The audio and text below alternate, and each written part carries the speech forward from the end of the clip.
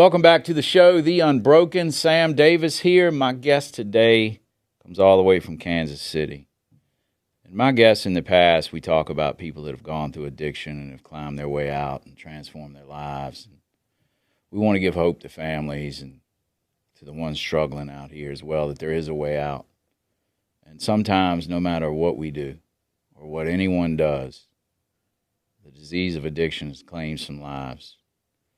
And my guest, Selena, as I said, all the way from Kansas City, is one of those moms who fought for 25 years to see her son have a way out, and he just didn't make it, unfortunately. She's here today to share her story of how she's getting out of this, what her experience was like inside of that chaos and that fear, and mixed with love and compassion for her loved one. So, Selena, welcome. Thank you. Thanks for being here. Thank you. I appreciate it. It's quite a trip.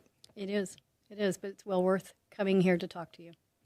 So your son, Stephen. Yeah. He struggled with this for 25 Yeah, years. roughly 25 years. Mm-hmm. What was it like when he first started? When you first understood that, hey, there's an issue here, like, what did that look like? How old was he, and what was life like for your family at that time?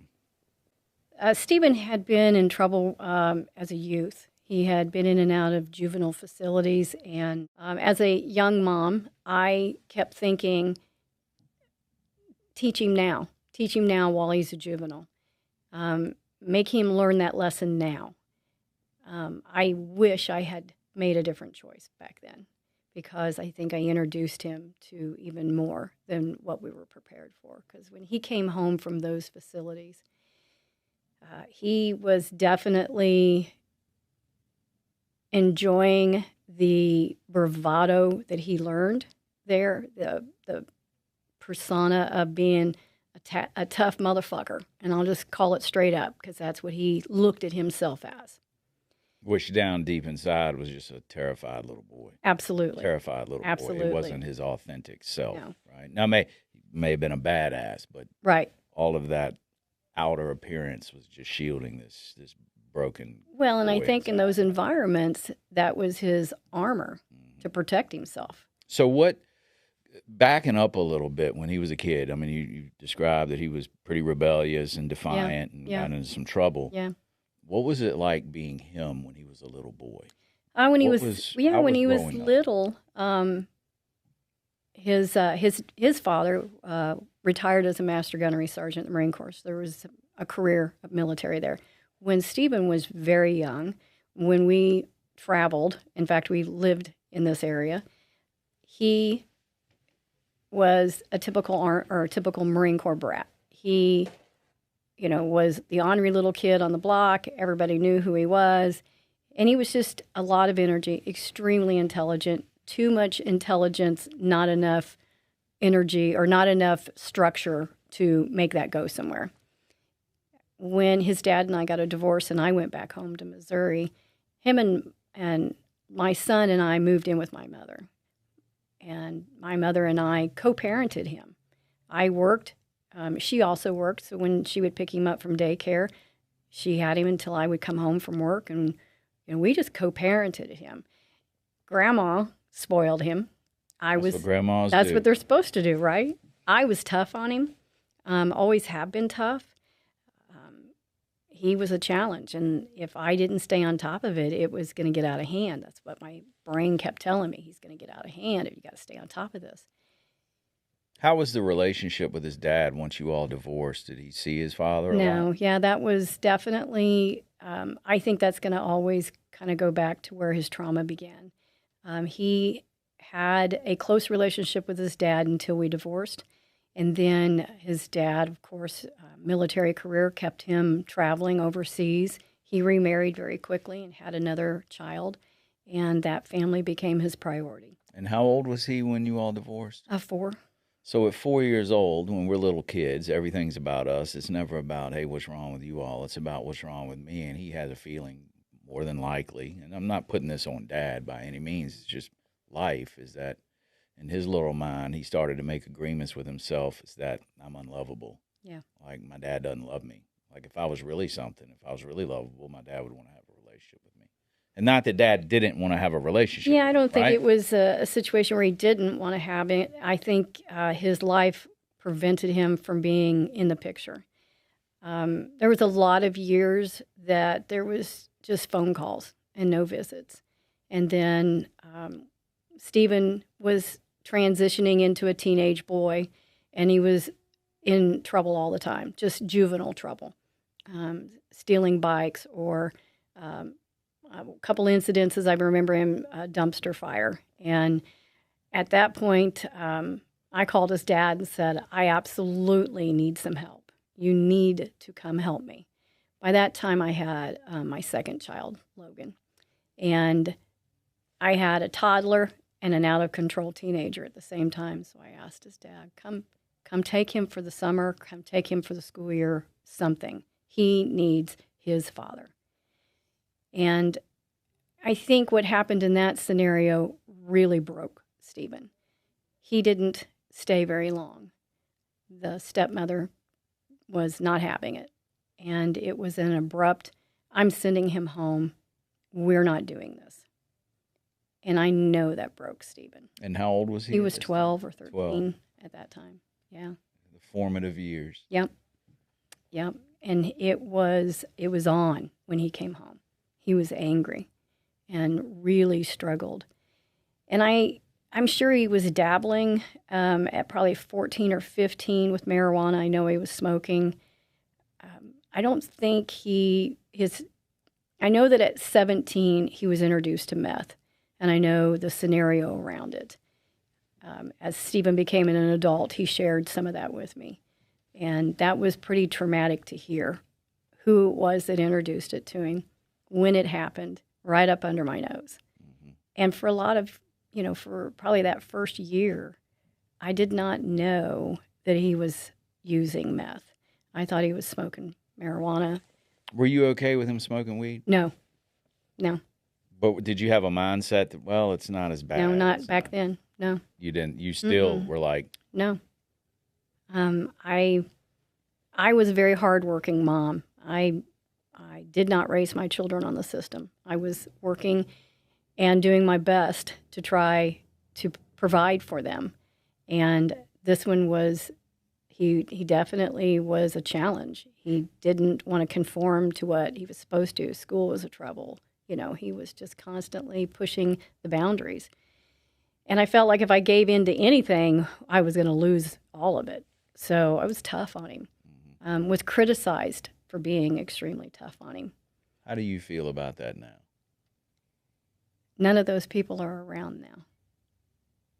And I'm really bitter about that. Because there was now, how? Oh, I had family. I had extended family that criticized it. I had friends that criticized it. And I don't know that you necessarily hang on to friends for 20, 30 years. Good ones you do, but some of them are just seasonal friends. Everybody had an opinion, but nobody would get in there and roll up their sleeves and work at it with me. I don't know that we expect them to do that, but they sure was easy with the advice. And that armchair quarterback. Yes, and that tears down a parent's. I think that tears down a parent's psyche to know what they're doing, or their instinct. My instinct is to tell me to do this, but I got 4 people telling me I'm doing it wrong. So it really tears down at your own self. You're doubting yourself. You're doubting yourself. Every decision you make. And as a single parent, and I'm a single parent, and you don't have anybody to bounce something off of. You don't have someone that you can pull into the other room in the moment and say, hey, what do we do here? Right. What do we do? Because this is what I'm feeling. Right. And I know I'm probably thinking a little crazy. So help me out, balance me out here. We don't have that. Right. And I'm not trying to sit here and sound like a victim. No. But it's the reality. It is the reality. And then when you have all the other members of the family, which is quite common, just slinging out advice and criticism of what you should do, or why don't you do this, or why don't you do that, and then you start doubting yourself of, man, are they right? Am I wrong? And then you end up making no decisions. Right, absolutely. That is, and I think that happens to most families, even if you are married, because a lot of times the mother and the father don't agree on it. And even that becomes an unbalanced house as well. I had a mother who was much softer with him than I was. And of course he gravitated to her. Of course he wanted grandma. And he would triangulate. Oh, he played us. Yeah. Oh, he played us. And my mom finally became the victim of a couple of his crimes. And that's when she really had to step back. What did it take for her? What was an example? He was staying with my mom more than he was staying with me, because by that time I had moved out, had a house of my own, was raising both the boys. And we're talking about a teenage boy. We're not leaving a child at home by himself. I got called in to go to work. I had to work until, I think, midnight. So we're talking 6 hours by himself at 14 years of age. We should be able to do this. When I came back, her house was destroyed. He'd had a house party. Oh. He had kids in the house, a lot of them. It was truly a party. And, of course, I ran them all out of there. Was trying to clean my mother's home up. He was in trouble. Actually, to be honest with you, he was drunk and not of much help. So, get out of my way. I got to clean my mother's home up. It wasn't until the next day when my mother came home and discovered that some of her jewelry had been stolen and her checkbook was missing. And it wasn't necessarily Stephen, but it was the people that he invited in. He brought it in. He brought it into her home. Yeah. And so that was the first eye-opener for her. Then there were older friends. He gravitated to older friends that were definitely into crimes, and he was graduating into that at 14, 15 years of age, and then he ended up with a couple of charges. There was a young man that lived a couple of blocks down the street that was 17 years of age and was stealing cars, and he taught Stephen how to steal cars. And you were still single at this time? Mm-hmm. You were still a single parent? Yep. And it wasn't until he got charged with that crime that he entered the juvenile court system. You were single at this time, I'm sure you didn't want to remain single the rest of your life. Did his behaviors and the way he was showing up interfere with your dating? Oh, yeah, for sure. And did you have reservations about mingling? Yeah, I absolutely about did. Introducing him or Sharon say, hey, I may be a wonderful woman, but I got chaos going on right now.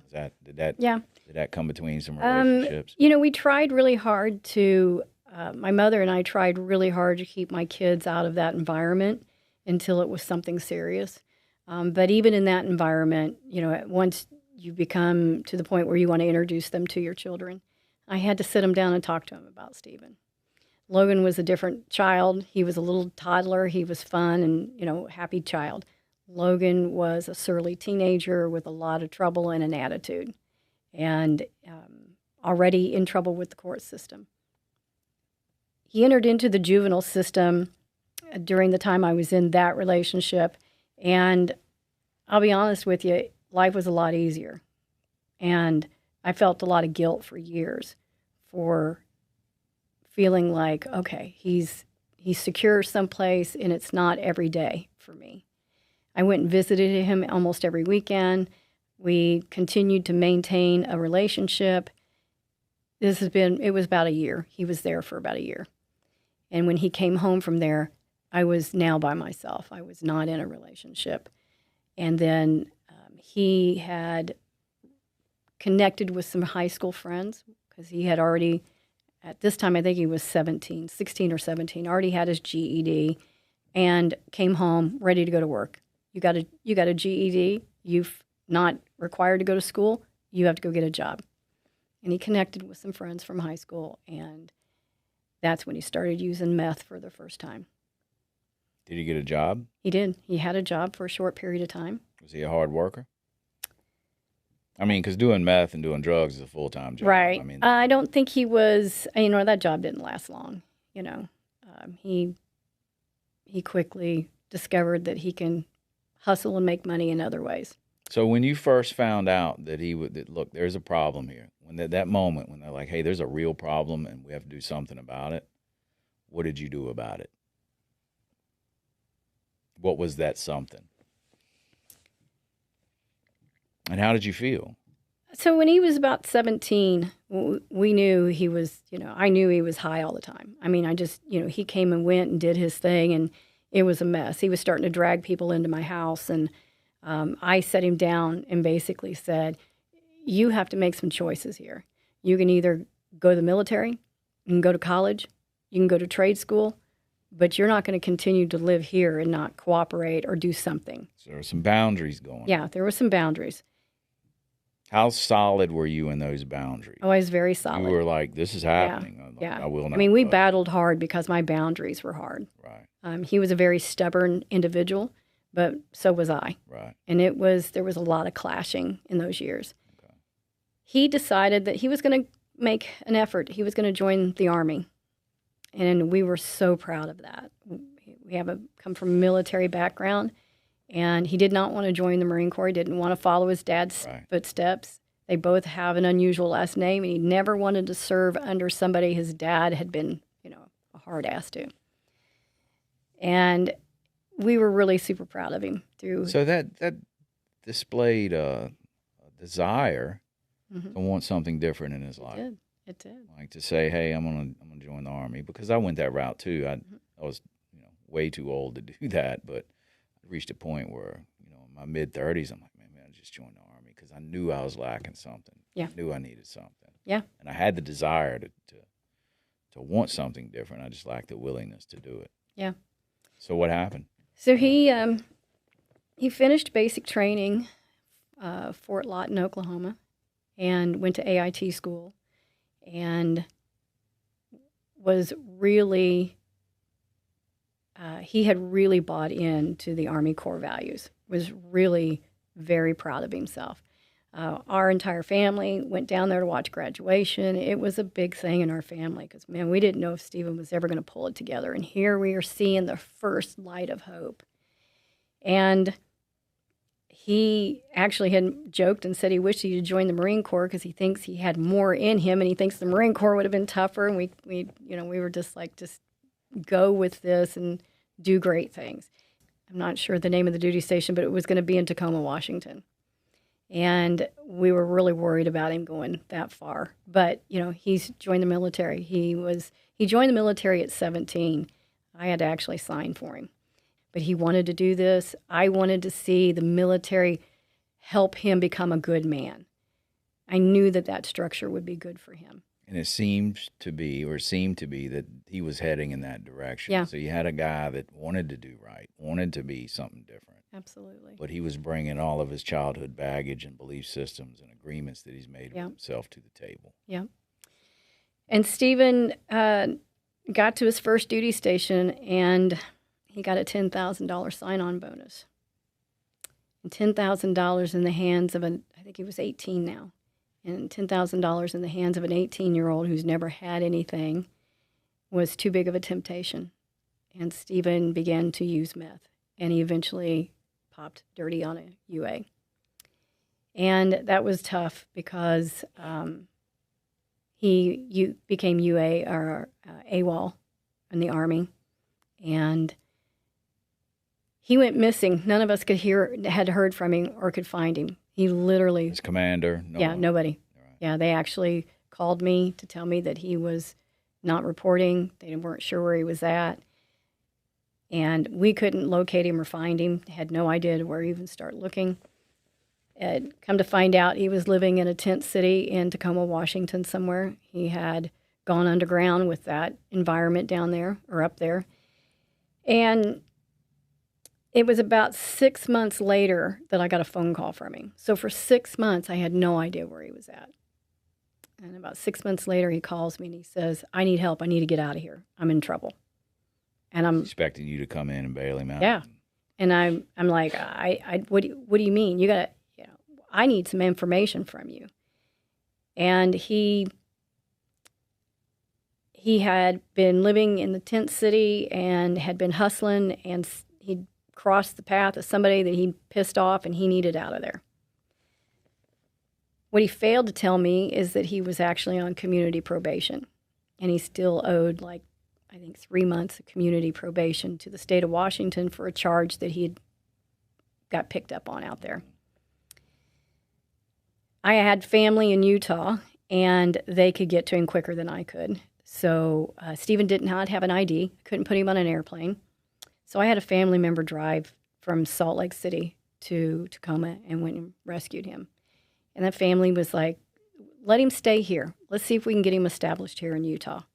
So I stayed out. I said, okay, you figure this out. You're lucky enough that you have an aunt and uncle that's willing to let you come out there and stay, so you figure it out. So I still didn't rescue him, even although some family members did. The family wasn't united on the front? They were united, but they just... Yeah, I think everybody was getting very annoyed and tired of the shenanigans that he was pulling and the drama he was creating. But this aunt and uncle, had been a part of his life when he was a little kid, and they just weren't willing to give up on him. And I think they truly felt like, well, let's go rescue him. Let's go fix him, But I think they quickly realized that Stephen was more than what they could handle. He stayed there for a period of time. Again, untreated. Nothing's been treated. No. Wherever he goes, there he is. There he is. Bringing it on with him. Whether it be Utah, whether it be Idaho, and Washington, playing the games Florida, and lying to the family. And, I can remember this aunt telling me, oh, he's working and he's got some friends and he's going here and he's going there and he's just doing great. And I'm in the back of my mind, I go, yeah, he's probably high every day and you guys are so naive you don't even know it, which was happening. That's exactly what was happening. Stephen actually, we talk about the call. Stephen actually was injured in Salt Lake City at the age of 19. He was in an accident and had a brain injury. And that was the eye-opener for those family members. They realized how dangerous Stephen was. His behavior was so risky that they were like, oh, we can't do this. This is too scary for us. As soon as he's released from the hospital, you need to take him back home because we can't do this. Now he's leaving with a traumatic brain injury. Yes, yeah, and a pretty severe TBI. Was told that he would never regain full cognitive ability, that he would always have struggle with impulse control. He, just the gamut of what a TBI is. He'd always shown all of those symptoms after that TBI. Dangerous emotional cocktail or mental cocktail for an addicted individual. Absolutely. We're already coming to the table with that. Oh, yeah. So that was the fuel on the fire because from that point on, Stephen was extreme with his criminal behavior. He was stealing cars. I did bring him back home to Kansas City. And within, I think, maybe 3 months, he had already picked up a charge and was in jail. And I didn't go bail him. Turns around, comes home. He was home for less than 6 months and right back in. More charges. Tampering. Were you looking at treatment centers at this point? Were you looking for a solution? I kept telling him, if you don't get something done, if you don't get some treatment done, you can't keep coming back to my house. And when he would come home out of prison with all the intentions in the world to go to treatment and then end up couch hopping and surfing to other people's houses. And once the house surfing began, I stepped back. Let me know when you crash. And did you have a place picked out for him that you wanted him to go, or? He actually ended up going to a treatment center, but later. He ended up serving almost 13 years, rotating in and out of prison. So a couple years at a time. The last time he went down was for 7 years. And I was technically his victim of that case. He had broke into my home. I had come home and caught him breaking into my house and called the police on him. That was a tough day. I had lost my crap on him when I caught him in my house. And my anger got the best of me that day. And I called the police. I kind of regret that to this day because he was then charged with prior and persistent, which put him down for 85% of it. And then that was a 7-year sentence. And we were looking, that was scary to look at that. And that's when all the armchair quarterbacks all chimed in on me. and came at me hard. You know you did the right thing, right? I know that the charges that he picked up was far less than what he was going to get. He would have gone down for more time had I not called the police that day, because he'd have been charged with a much worse crime. He could have been killed. Yep. He could have killed someone. Absolutely. That was always my fear. That I'm going to tell you what, as a parent, I mean, I'm a parent with a little codependency in me, you know? And I would have instructed the families that I work with, to do this exactly as you did. The whole time inside of me going, holy shit, this is one of the most difficult things. I don't know if I could do it. I can remember that It's the right day. thing to do. That day is still emotional. That the police showed up at my house and he was there and we were arguing and fighting on the front porch. My youngest son was there and witnessed it, and he was 12 or 13 at the time. And he, being 12 or 13-year-old boy, couldn't control that temper. And it was having to try to keep those two from killing each other because my youngest son was tired of seeing it. Defending his mom. Yeah, he was defending us. Is he still that way today? Yeah. He's assumed the role of he's got to be your keeper. To some degree, yeah. He gets tired of seeing, he was tired of seeing what I was put through, for sure. Because the consequences of calling the police or watching the consequences of Stephen break into our home, to see the full effect of that consequence. And my mother was still alive when this happened, and I can remember my mother being so angry at me for jamming Stephen up. Grandma was so angry, and I had to just explain to her, why is it okay for him to break into my home, but it wouldn't be okay to break into the neighbor's house? You know, and I had to hold that boundary, and I had a lot of criticism and a tremendous amount of guilt for years that I put my son in prison. But you didn't.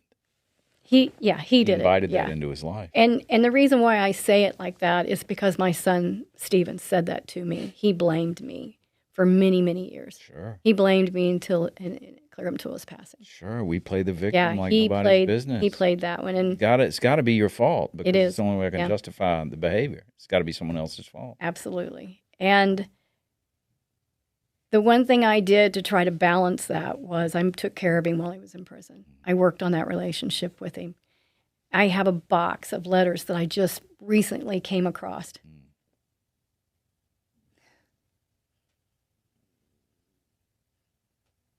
Sorry. You're good. You're good. We don't have any tissues, do we? I saved every letter he ever wrote home to me.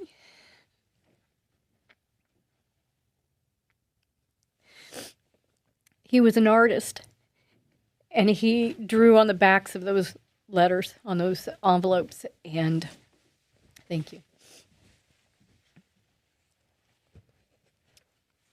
And I kept every one of those letters, and I'm not really sure why I kept them all. I'm glad I did. But that box of letters, we called and spoke to each other several times a week, but those letters came home all the time.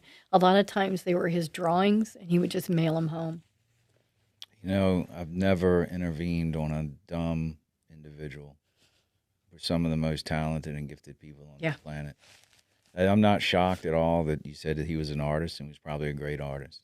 Yeah. We're really talented. We're Yeah. creative. We're highly intelligent. Yeah. But we're just in a lot of pain.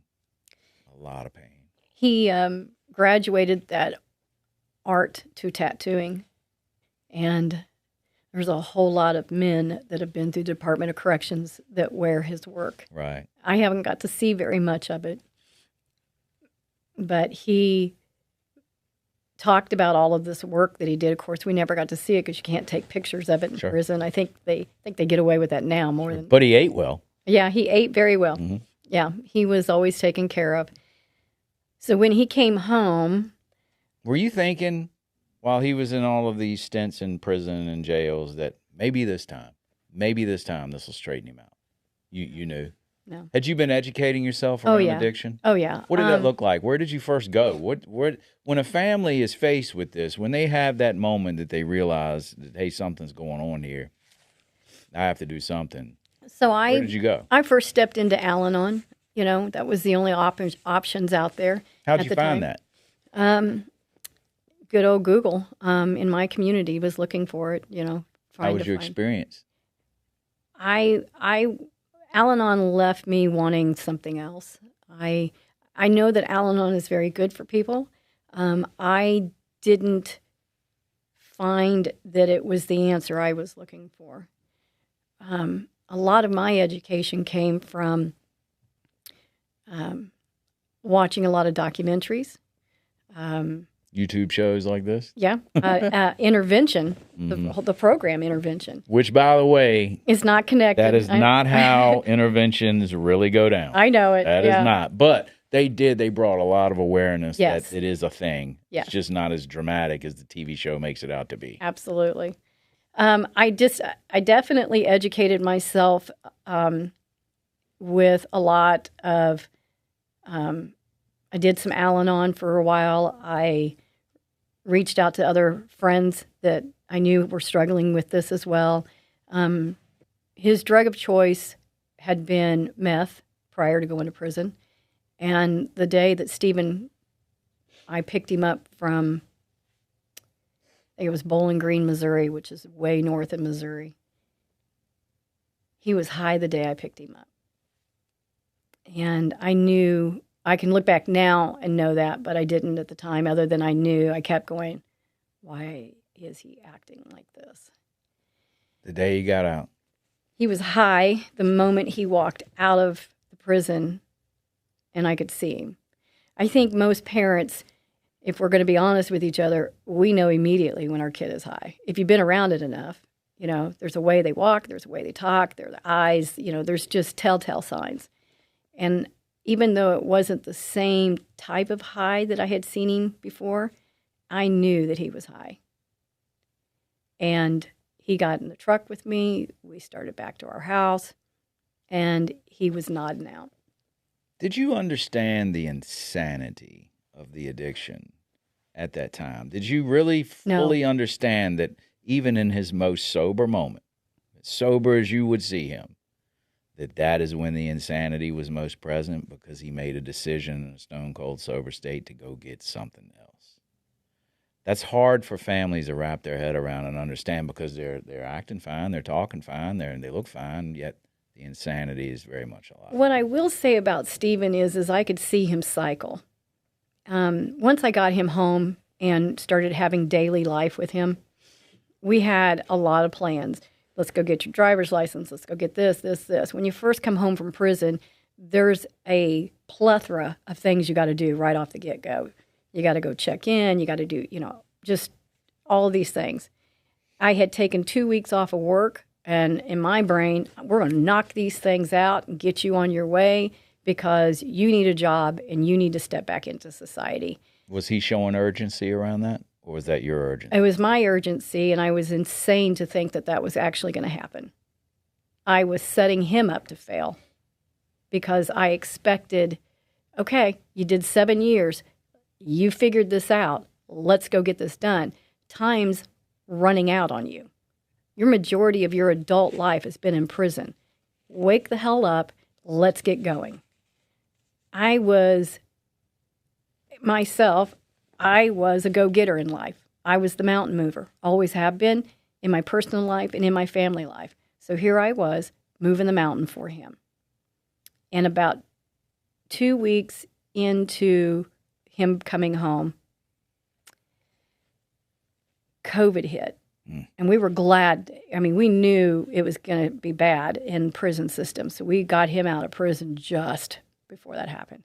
COVID hit, and it was locked down across the country. But within 2 weeks of Stephen coming home from prison, he connected with somebody he had met in prison. And the roller coaster ride started. Now, he might have come home high that day, but he wasn't dope sick. He didn't have any symptoms. I think he got a from what I understand, I think he got a hold of Suboxone strip while he was in there. When he came home from prison, he was an opiate addict. Dabbled with it enough in prison, but probably not often enough to have that hard habit. But So he went in a meth addict, came out an opiate addict. Absolutely. Absolutely. And when he caught back up to this friend after he got out of prison, it was light and fuel to the fire. It was off. And the lying and the stealing and all of the game playing started. How defeated did you feel at this time? I mean, how? Well, let me go back and explain.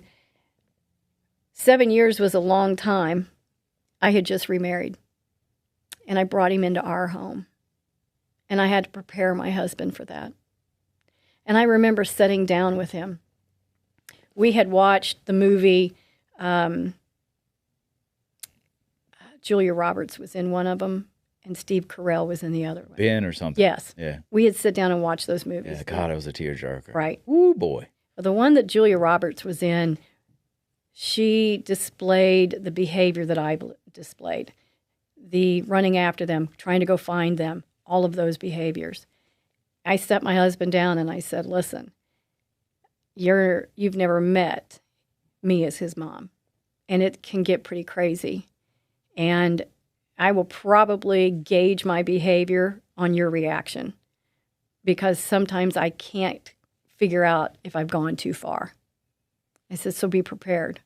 And I warned him. I gave him, all the opportunity in the world to understand what was getting ready to happen. By his grace, he gave me. We brought Stephen home.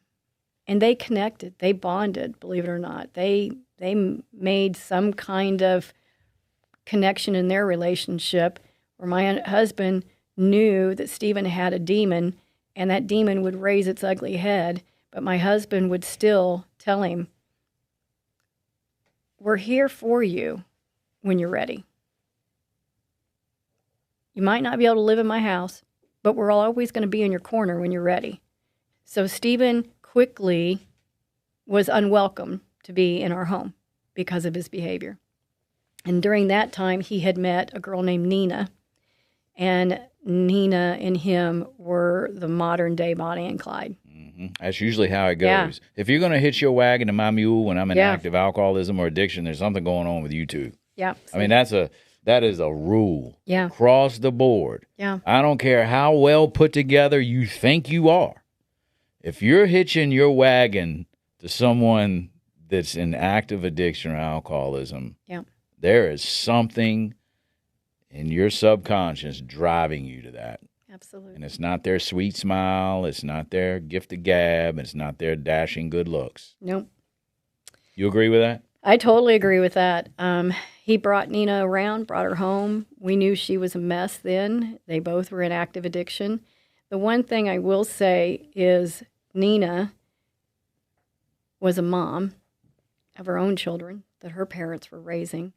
And I think she got my fear, because the girl would tell me regularly, we're okay.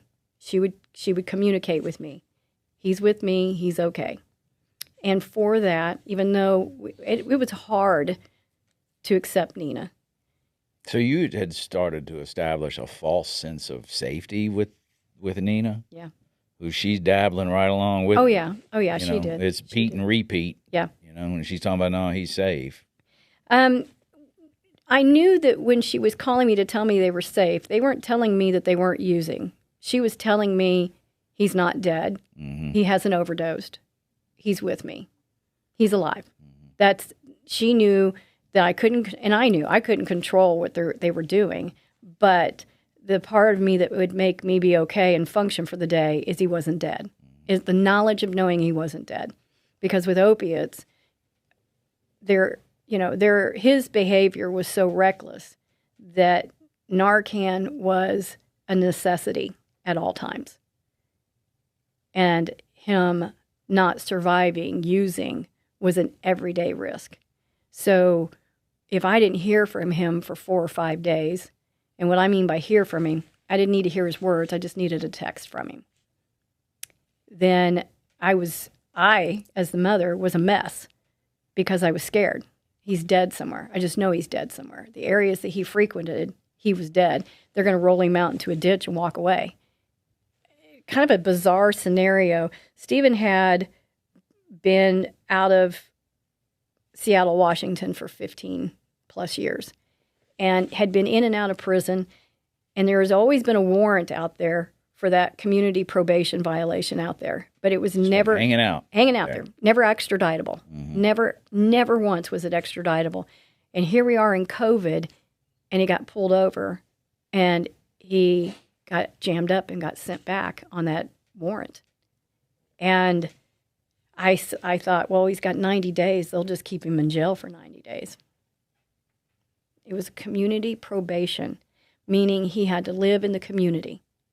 So here he is. He gets taken back to Seattle, Washington, in the county facility out there in Tacoma, Washington, and then released on the streets.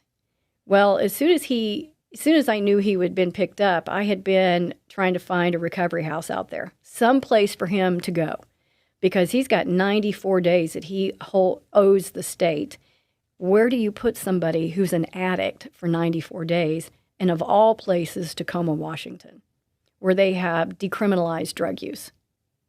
And I told the probation officer, I will come get my son in a body bag. You have no idea what you've just done. Why are we not transferring paper? Why are we transferring people? In COVID, of all times, nobody could ever explain to me why. Insanity. It was insanity. And I couldn't figure out how I had found myself in this position.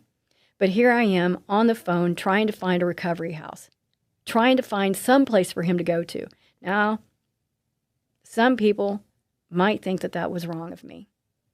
But I knew where he was going to go if he didn't have someplace safe. Why do you think some people would think that was wrong of you to seek out a recovery home for him? Would they see that as enabling, you think? I think some people would have seen that as enabling. I know that that's what I had to live with. Now, if you would have gone and gotten a 2-bedroom apartment, but with a view, right? Well, first or off, putting him up in a, don't think I didn't think house. that. Oh, don't think I didn't first think of that. Yeah, I'm a parent. I would have. But that would have been enabling. Yes, I agree. I actually contemplated, how can I do this? Because I had been laid off from my job. Did you think of going out and moving in with him? Absolutely, I did. I'm going, can we do 90 days out there? And I can remember looking back at my husband going, oh, I don't think he's going to be okay with that. Mm-hmm. I can't even, just the thought of that made me go, slap yourself upside the head, girl. What are you thinking? Right. You can't expect your husband to be okay with doing that. But again, I told you in the beginning, I told him, I'm going to look to you for some guidance here because I can go too far. Mm-hmm. I got busy on the phone and I found a recovery house out there. 5, 6, 7 phone calls later. The gentleman answers his phone, says, yeah, I can take him. It'll cost you $1,800 to get him in the door, and then I will get him registered with the state, and then Medicaid will pick it up. And did you vet this place? Or was it just a place that said, yes, we'll take him? I was told by multiple places prior to calling him that you're not going to find a place. You have any idea how many people are wanting into these places? You can't get in here. It'd take you 3 months to get into one. So yeah, as soon as I heard one say, we'll take him. Boom, we're going. We're going. Mm-hmm. Oh, well, what jail is he in? We'll go pick him up. When's he released? We'll go get him. Yeah, no problem. Got him. I got you, Mom.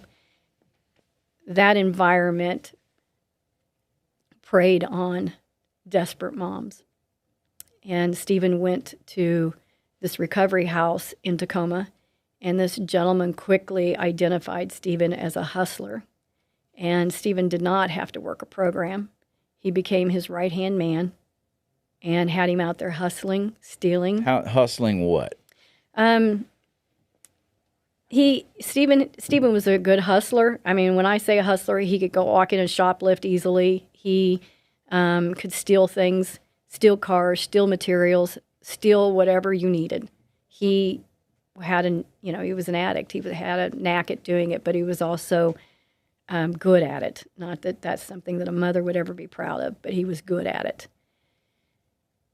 And this gentleman was refinishing a couple of recovery houses, and Stephen was locating materials for him, and they were stealing materials. Oh, so not a lot of principles. No. Being Gentleman shared at that fantastic establishment. And right? and Nina is still in the picture. She's back here in Missouri. He's in Tacoma. She ends up getting clean. She's like, okay, I ran too hard with him. I got to go get clean. And she goes and lives in a recovery program and went through a recovery program. And we actually let her come back and stay in our home. So he was being honest with her about what he was doing. She was filtering that back to me to let me know he's in trouble. He's not clean. He's not working a program. That dude is dirty. And Stephen is staying at the bad boy's house. There was a good boy's house and there was a bad boy's house. And Stephen was in the bad boy house. One particular night, Stephen had an encounter with somebody, and that person shot him. And he was paralyzed. So he got shot while he was in sober living. Yeah. Out hustling at night for the owner. For the owner of the and had an encounter with somebody. Stephen was in the front seat of a pickup truck, and the guy shot him through the windshield, and it hit him in the neck. And he was instantly paralyzed. The vehicle was in drive, and it coasted and went down an embankment. And because it was at night, the headlights were shining out, and a police drove by and seen the truck in this embankment and pulled in. Thought he was just seeing an accident victim. Thought he was just seeing an accident and walked up on him. Found out he was a gunshot victim. And not only was a gunshot victim, Stephen was a John Doe because he didn't have ID on him and was taken and couldn't speak. So he couldn't even tell him who he was. I had sent a phone to Stephen in recovery, in that recovery house. And I think I'll never apologize for this. I had a tracker on it. Because How often did you look at that tracker? Every day. It was my morning routine. I got up that morning and I checked that tracker at 6 a.m. And that tracker was pinging at a Fife, Washington police station. He was in the hospital. Right. And about noon, I realized, wait a minute, he always calls me when he's in jail. I haven't got a call from him. So I called the Fife Police Department, and they said, well, we don't house anybody here. This isn't a jail. And I said, well, my son's phone is there, and it's pinging, and I need to know if he's okay. They put me on the phone with a detective. That detective asked me, he says, can you identify your son? I go, well, you've got his phone. You know whose phone you took it from. You know, and he's like, no, ma'am, because you don't understand. The gentleman I took this phone from, I need to identify him. That sounds like I lost it. Yeah. I lost it. He could have kind of switched up how he communicated that, right? I mean, yeah. That's a doozy. And I'm screaming, is my son dead? Is my son dead? And he says, no, ma'am. Then you're like, right. I said, okay, all right, my son has the name Grandma tattooed on his head. I said, he's bald. He's got the name of Grandma on the side of his head. And he says, okay. I have to call the hospital and have him removed from John Doe in order for the hospital to give you any information about him. And I said, okay, in the meantime, I'm working on catching a flight. Where is he at? I need to know what we're dealing with. And he says, ma'am, we're in COVID protocol. You can't get into this hospital. And I said, I need to know what the condition of my son is. Good old COVID. And he says, ma'am, your son was shot.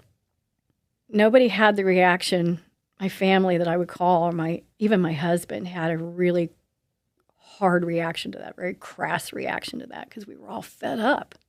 We were all fed up, and we all knew this was going to happen. And when the doctors called and told me, mind you, I still can't even remember the words that they were saying. I had to write it down. I didn't know what a C5 spinal cord injury was. I didn't know what a complete or incomplete injury was. I had no idea what that meant. I'm writing it down, and they're basically telling me that Stephen will never walk again and that he's paralyzed from the chest down. And I'm sitting in that, going, how do I take care of him? Well, I got to get to him. What does that look like? And I'm angry. I'm angry. I'm angry at who shot him. I'm angry that he put himself in that situation. I'm angry at the recovery house. I'm angry. I got so much anger, I don't know who to point it at. Mad at God? Was I? I picked up the phone and I called his dad. And at that time, he wasn't in a position to be a part of that. He was deep in alcoholism. His own self. And I quickly realized I'm in it by myself. There was no help coming from that direction. Have you spoken to him since? I have. Is he sober? Yeah. It sobered him up. I don't know that this incident sobered him up. But he sobered up. He sobered up. I decided I was going to Fife, Washington. I'm going to go see where my son was shot. I'm going to go hunt down the person that did it to him. I'm going to go talk to a detective. I'm going to go make sure Stephen knows I'm here. I got his back. I'm going to go see the recovery house. I'm going to go make that man talk to me and tell me what happened to my son in your care. This may be a very strange question, but was there a part of you that thought, once he was shot and paralyzed from the chest down, was there a moment in you that said, well, damn it, at least now he can't go out and continue to be a drug addict. At least I'll have relief in that. Was there a part of that? That's not a strange question to ask. Was on the Zoom call with me, and he said to me, Mom, it'll be easier now because I can't get high. I can't get myself high anymore. Was that when you thought, oh, yeah, he's right? Yeah. Yeah, I had that moment of, was this really the trade-off we had to take in order to keep him from being high? Is this really the trade-off? And I remember looking at him, and I've said it to him multiple times.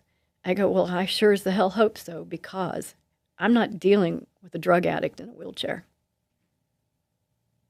I sure as the hell hope so. I said, it's a shame that it come down to this. I tried to go to the recovery house, but police were called on me. The gentleman that had that recovery house completely did everything he could to protect himself. You know, that'd be a time to have some friends that drive black Cadillacs. You know what I mean? You know what I'm talking about? To know some people that drive black Cadillacs that could go out and pay him a visit. It was, you have to remember, I was a long ways away from home and knew nobody out there. Mm-hmm. I was by myself. Mm-hmm. Tried to get a hold of the news media, tried to do everything I could. But at that point, I had to make a decision. Where was my energy and focus going to be? Because I was a mess. Because I had a kid in a hospital and I couldn't even get to him. I met with Stephen's nurse. And she says, as quick as we can get you in this hospital. Because I told her, I said, tell me where I need to go sign up to go work here. I'm coming in that hospital. Y'all figure this out. Y'all don't know me. I'm the mountain mover. I'm going to get into that hospital. And then I finally said, you guys have to train me on how to take care of him.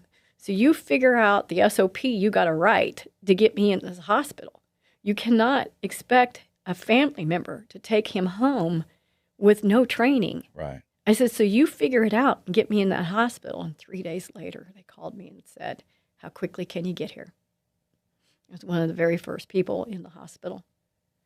I had to have this brave bravado about me because I didn't want him to see how scared I was. But I looked at him and I went, and thought to myself, how am I going to do this? How am I going to take care of him? How am I going to learn this? How are we going to manage from here on out? And that was an elephant that I was going to have to eat one bite at a time. And literally every single day, I was there for 5 months, and I was there every single day, learning how to take care of him, navigating his care, advocating for him in a hospital environment. So when you got him home after that time, Yeah. you've been trained in how to do this. Part of your mind is like, okay, at least we don't have to worry about him getting high. We can overcome this. This will become a routine. This will become the new normal. Yeah. But we don't have to deal with the addiction anymore. I brought Stephen home, and Nina and I brought him into the house. We had medical people, staff, bring him in and set him up, and all of the medical equipment and everything that goes with it. And Nina had been clean, and Stephen had been clean, and now we're navigating how to have a life as a quadriplegic, therapies and all of that, and caretakers, and navigating that entire addiction got pushed over here to the side. We weren't even thinking about addiction because we were just trying to manage surviving a spinal cord injury. And he didn't have any dexterity in his fingers, so he had to learn how to eat again. He had to learn everything all over again and live in a wheelchair. And Nina was amazing during this time period. There was this metamorphosis that happened in her because she was clean and she loved him. And she was thinking of others. Yes. She was having to get out of herself and take care of someone else that kept her out of her head. And she encouraged him to have that will to live. And there's more to that she has to tell that story. But I sat and watched two people who had never been clean relearn each other and try to figure out how do they manage this right up under our noses in our home. Was she working a recovery program herself? Was she working a program? Yeah, actually she was. I think she would do a lot of AA and NA online, COVID. Online, everything was online. Hardly any of it was in person. But we had an environment that supported a clean home. There was no alcohol in our home. We'd removed any alcohol out of our home. Nina wanted to be clean. Nina knew that it had destroyed their lives, and she wanted to be clean. And she... and had destroyed her life as a mother up to that point. Yeah. So we were developing a relationship and a routine in that house. He was in my home for a year and a half, that he was living in my front living room, completely set up for him. And I brought in a twin-size bed. We moved it up next to him. Her and him had as much of a normal life as they could, living in a parent's home and a quadriplegic. It was nothing normal, but they were trying to make their new normal. Was there times, this may be a difficult question, was there times through that journey of him living in your living room, your life had been turned upside down? Absolutely. Was there times where you would turn and walk away and be like, if you hadn't have done this, we wouldn't be here right now? Yeah. Yeah, especially because in my mind, I'm going, son, you can be an inspiration to other people. You can go out and talk to people. You are the poster child of what the system has spit out. And you can make a change in your life and go help others with telling your story. And he didn't want no part of it. I'm not going to be some poster child. I don't want the attention on me. And I was like, what are you going to do then? You have to have a purpose. You had to have survived this for some reason, Stephen. What is it? Trying to get him to think beyond this. And he probably just wanted you to shut up at the time. Yeah, pretty much. So when did he start getting high again? What happened? So we had caretakers in and out of the house, and we vetted them pretty closely, we thought. And eventually he worked one down, and she brought him some M30s, which is fentanyl. I'm not saying it was a romantic relationship, but I seen a relationship developing there too close. I eventually pulled the caretaker off to the side, and I said, ultimately, you work for me. You're in my home. And if I find out you've done anything or doing something that's inappropriate, because at the time I wasn't sure what was going on. I just knew something was wrong. And, she was BSing me, lying to me, and I knew it, but I was trying to figure out I had to catch her doing something in order to get rid of her. And eventually Nina brought it to my attention that the caretaker's husband caught Nina outside and told her that Stephen was asking for the fentanyl. And, and by the way, we've got some meth. If you guys ever want any meth, we've got it. We can get you the meth. So I have cameras. Mm-hmm. So I went back and reviewed the camera and found it. All right there. Right there. All right there.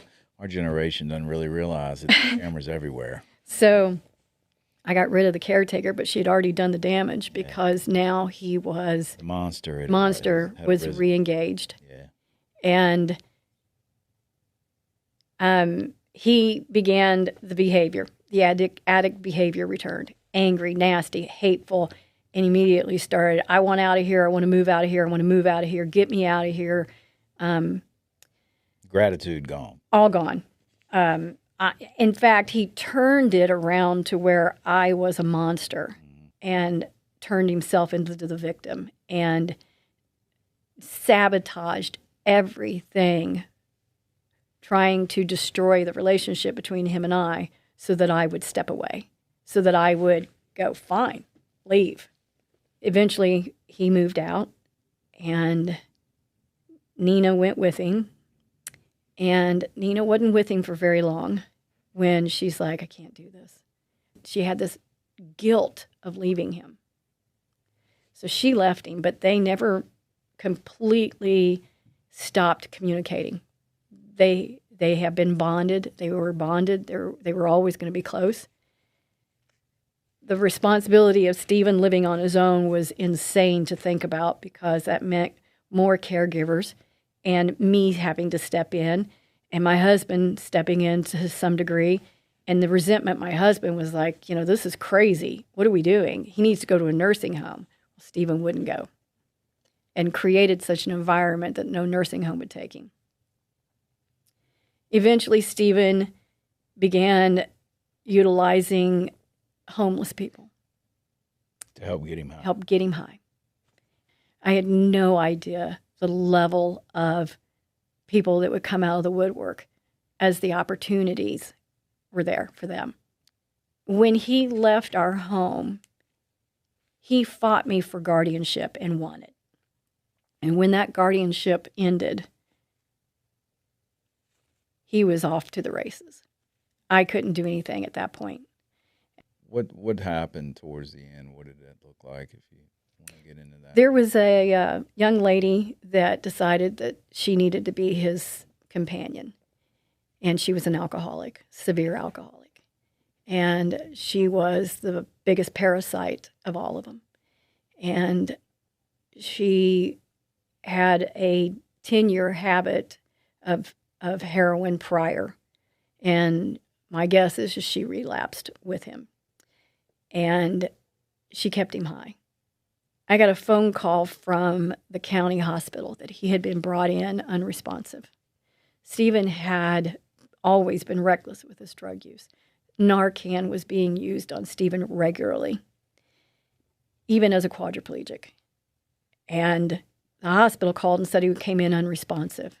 And I said, okay, well, what are we looking at? What's the scenario? And they're like, well, we need to know for sure, are you still his guardian?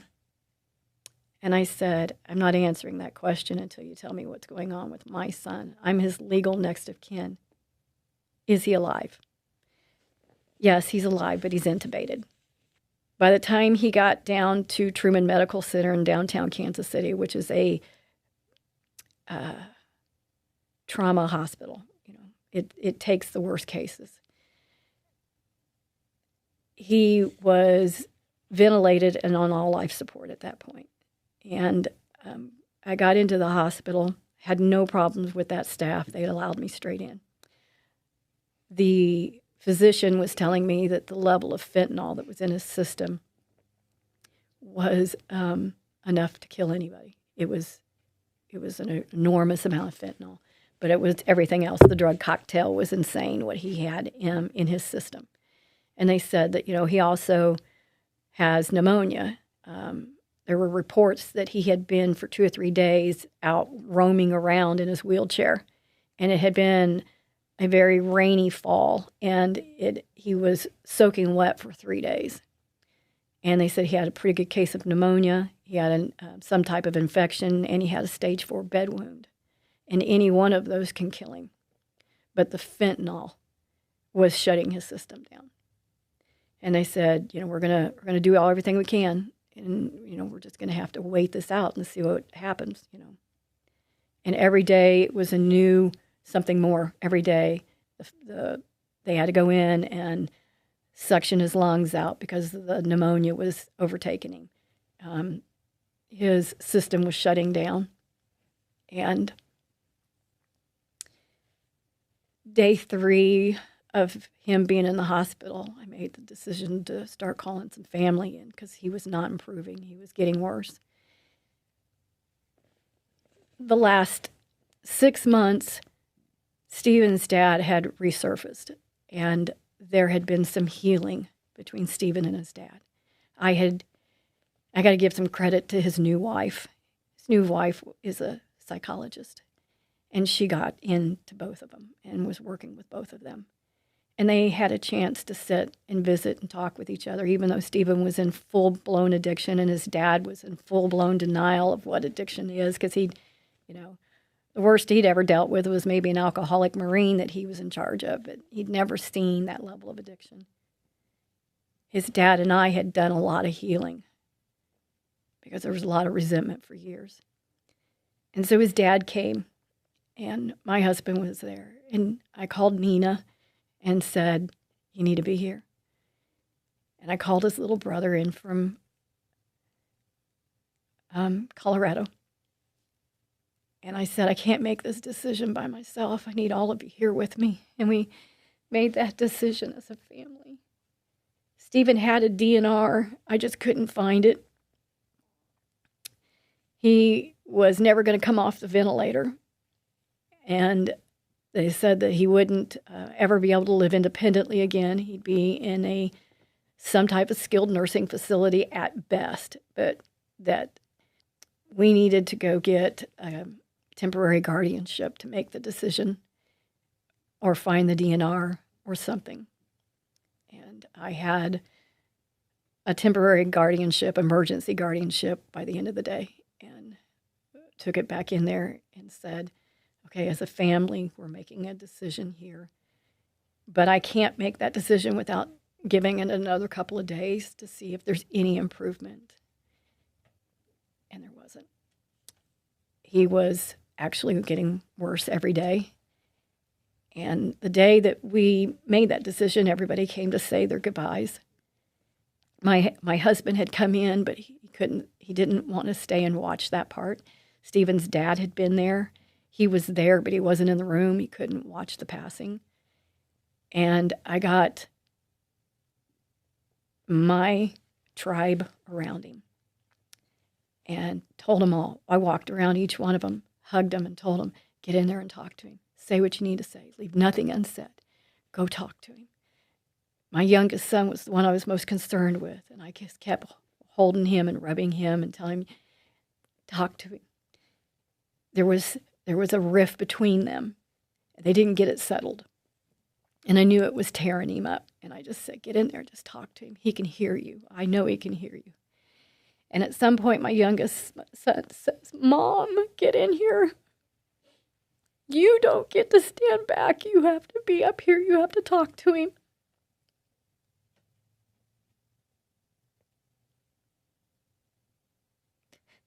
So I stood on his left side, and I slid my hand underneath the back of his neck to cradle him. And I got in his face, close so he could hear me, And I told him, all is forgiven. Grace is given for both of us. That I've loved you and you took me for one hell of a ride. I told him that it was okay. It was okay. It was time to go. And that we love him. And there's no more pain. And there's no more suffering. There's no more addiction. You'll be free from your wheelchair. And your grandma's waiting for you. And his best friend, Chris, is waiting for him.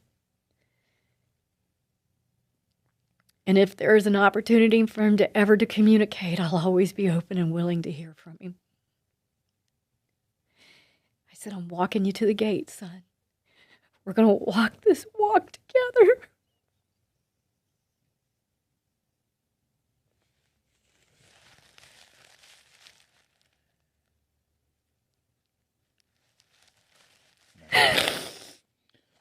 Man. He took his last breath. I felt his last heartbeat. And then the most god-awful guttural sound came from my body. I was saying goodbye. And this is very fresh for you still, which honestly, when we were talking about you coming and doing the podcast, in my mind, I'm like, this is still very, very fresh for her. It's very bold and brave of her to want to get out here and do this. But this, you were talking November. We're in January right now. We're talking about October. He passed away October 3rd. October 3rd. 24. This is still very fresh. It's very, still very, very much so in the grieving process here. But so yeah, as a matter of fact, I think I'm just now starting to process it because the first month or so I was just numb and angry. Yeah. So yeah. So, and thank you for, the bravery that you're exhibiting right now to even just walk in here and do this, to reach out and want to do this is phenomenal. And you're going to help inspire a lot of people, and you're going to walk a lot of wounded people into some freedom. A lot of wounded moms like yourself. So I've got to ask you though, being this so very new and fresh, like, why are you here?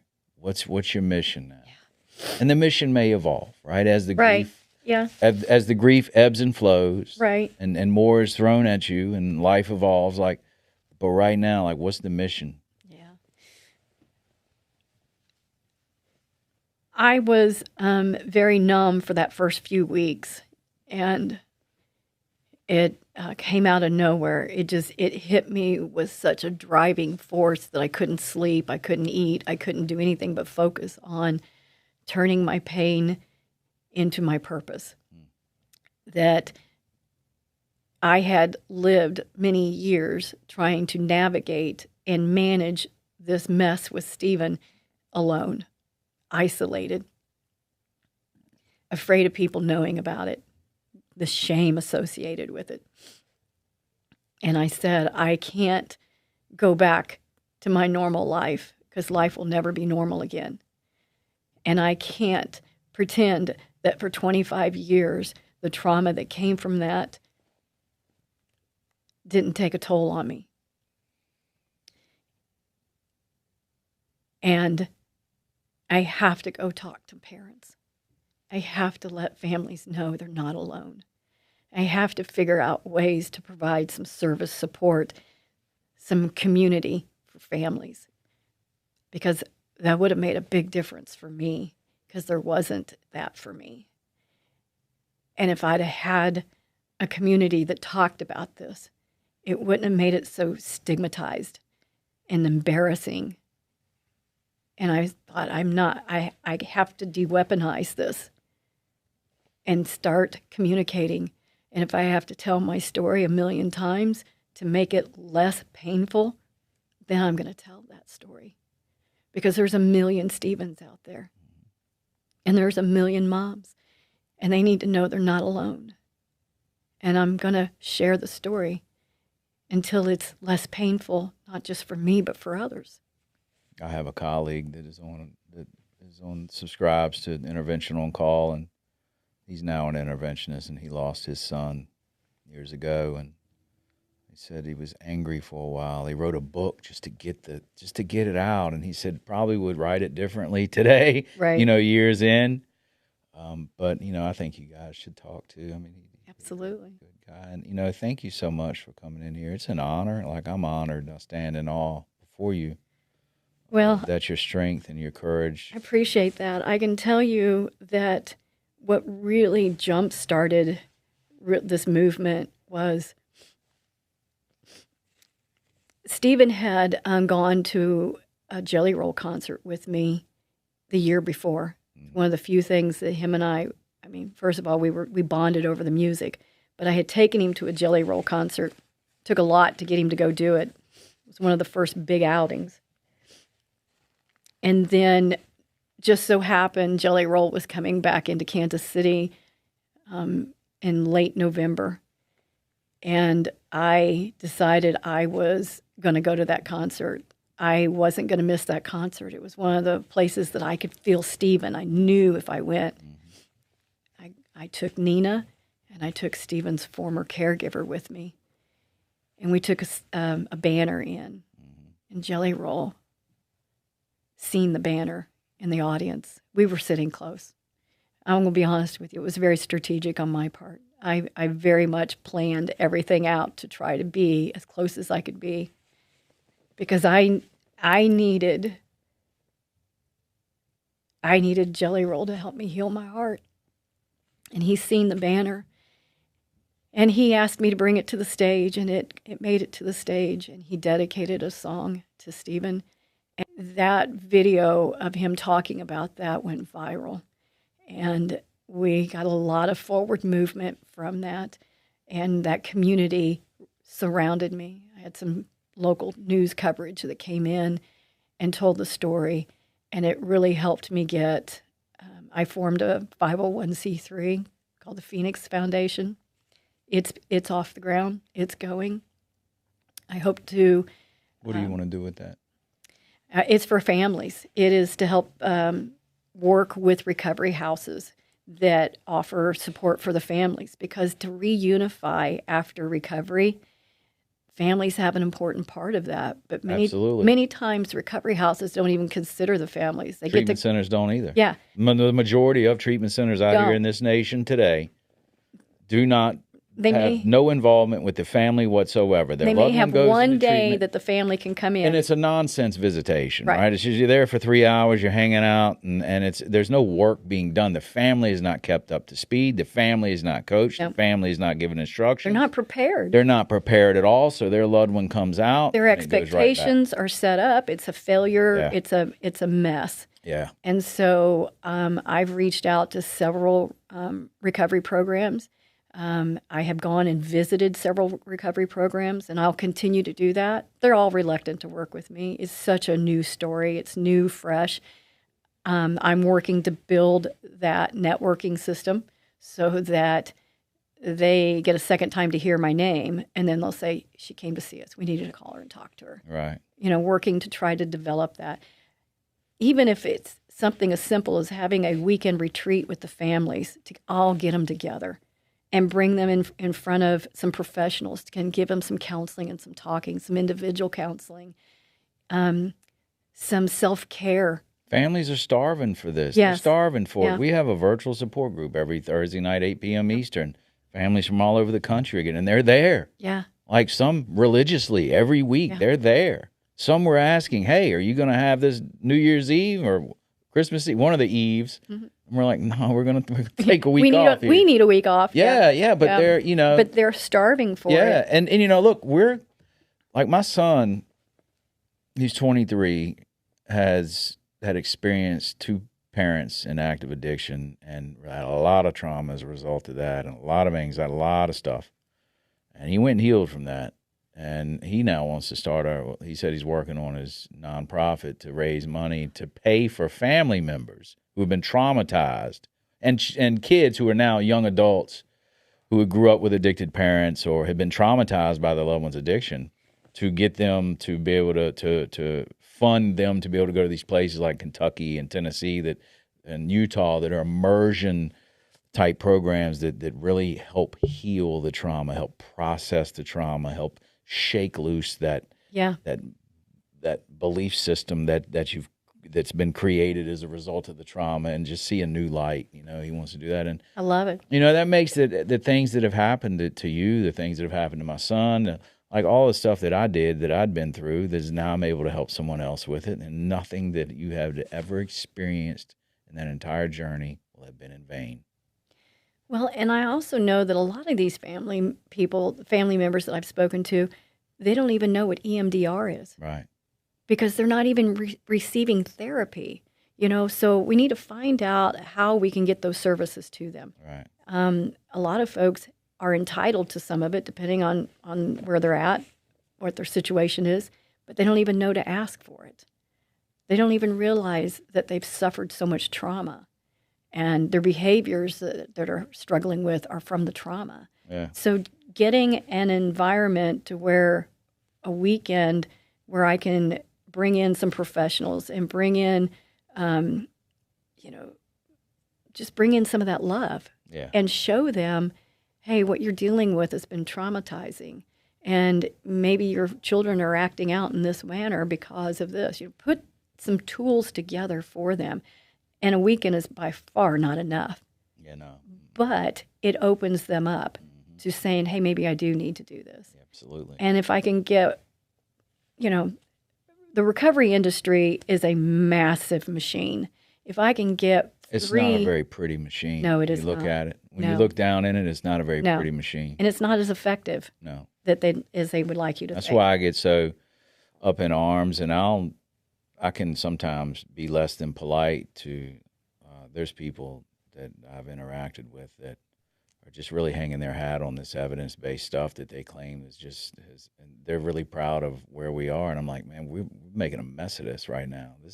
Things are not good. Well, and I'm going to advocate for, listen, I live on a farm. I've had a lot of horses in my lifetime. I've done a lot of training with horses. And not every program or not every method works on a horse. Right. Same with children, same with dogs, same if that process doesn't work for one person, find another one.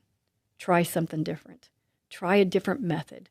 Continue until you find what works for you. And a smaller program can do that. Yeah. A smaller family-run or individually owned program that's small can do that. Absolutely. These big box owned by, big corporations, that it's like herding cattle, 30-day treatment, your typical insurance-driven 30-day, which is all across this country. Yes, it is. You're getting the same thing. And they'll tell you it's individual. It's not. It is It's the not. same It is not. thing. And I'm very protective about my feelings about the recovery industry, because Stephen, I think, went through 4 or 5 recovery programs. I know we didn't get into all of those details, but each one of those he walked out of.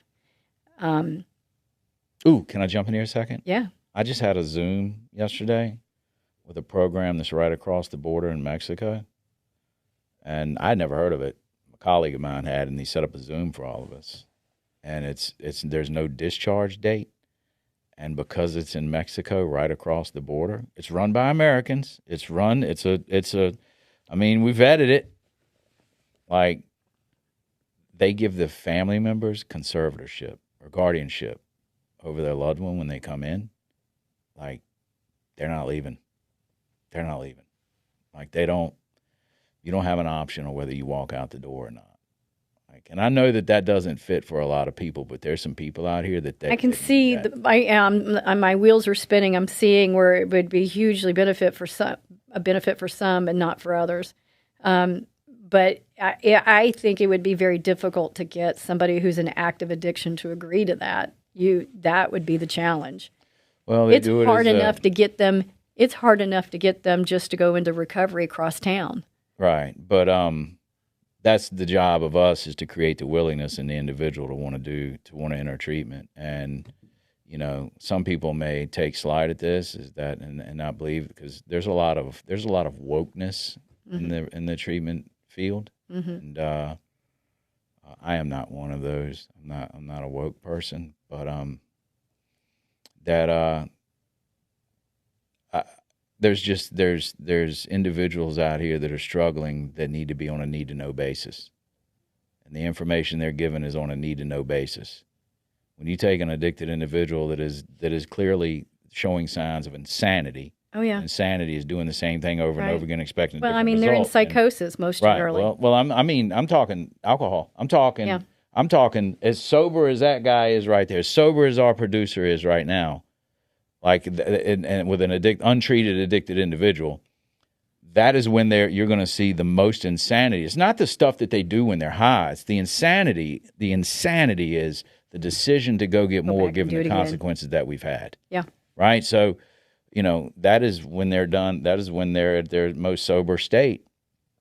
So allowing an individual that is insane to dictate the terms of their treatment and what it should look like, I'm not on board with, not all the time anyway. Yeah. I think that, my belief is they need to be fired from the decision making if at all possible. I would say with the experience that we had with Stephen, yeah. There were days that there were scenarios in which him making his own decisions was the worst thing that was happening. Yeah. We definitely experienced that. And you're talking about families don't understand what EMDR is. Most families out here don't have a clue what really is going on with addiction. No. What it is. They think it's the substance use. They think it's the use of the substances. No. They have no idea what they're up against, so they have no idea what to do about it.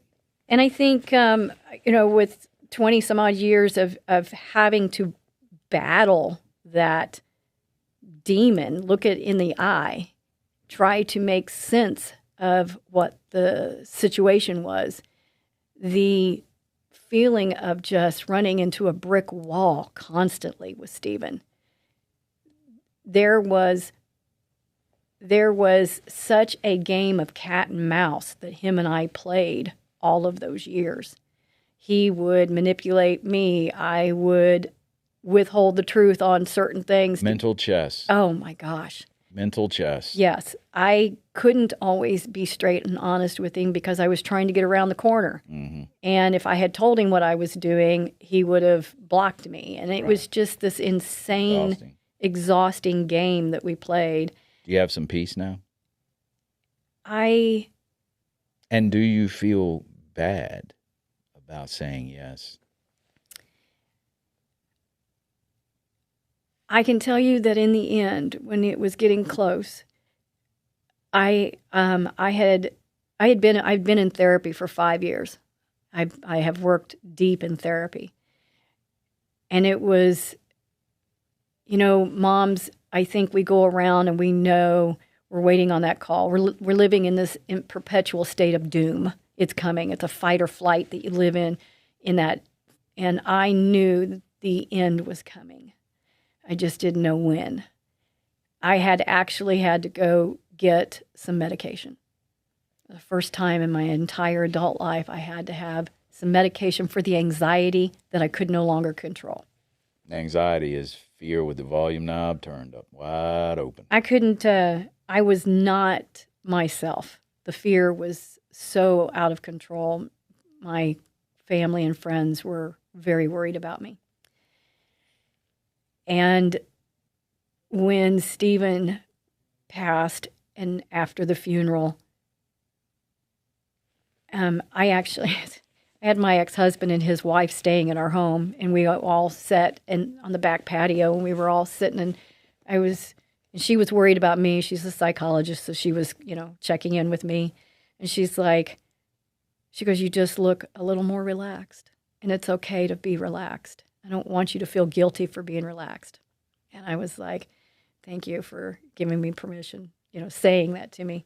And I said, I do. I feel horribly guilty, but I don't have that anxiety.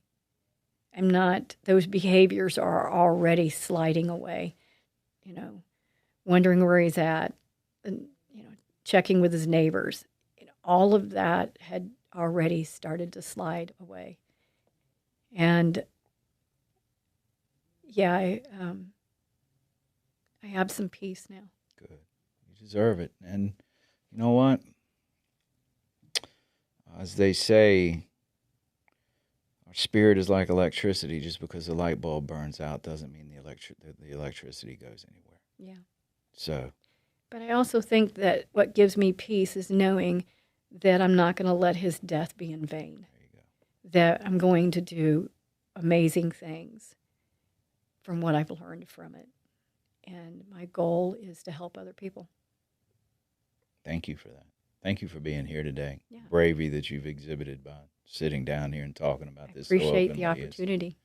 It's humbling. Thank you. I'm an honor to have you here in this seat today, and thanks for making the trip. And appreciate you sharing your story. I do appreciate being here. It's been good for my heart to share this with you. Good. I'm honored that you've decided to come here and do this. So, Thank you. That's it for today. You guys don't forget to hit that like and subscribe button. Remember to be good to yourselves. And we're going to see you next time. Thank you.